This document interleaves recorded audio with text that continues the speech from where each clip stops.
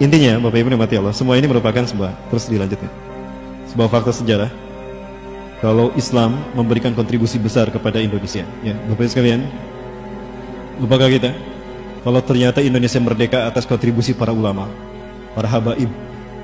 Ya, mereka lah yang berperan dalam membidani lahirnya Indonesia.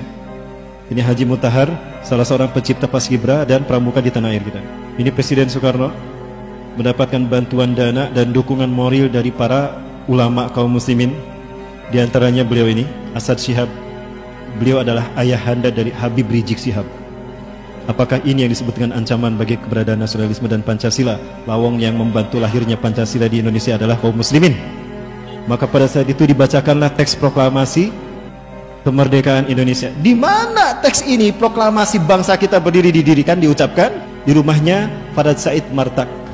Farad Said bin Martak, beliau adalah seorang muslim yang mensodakohkan tempatnya, rumahnya sebagai tempat diumumkannya kemerdekaan Indonesia atas Belanda. Dan ini beliau adalah pejuang RI yang tadi berdiri di samping Pak Soekarno yang membantu prosesi proklamasi bangsa ini. Beliau adalah Habib Hussein bin Syihab, ayahanda dari Habib Rizik Syihab.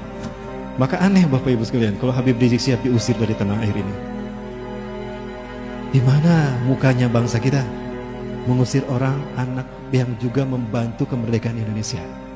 Inilah kesedihan yang dirasakan oleh guru besar sejarah bangsa ini, yang Bapak Profesor Dr. Ahmad Mansur Sunia-Agbinara menegaskan kalau bangsa ini lahir karena peran para ulama. Jadi siapa sebetulnya di balik semua perlakuan ini dan semua sikap yang tidak menghargai para ulama kita?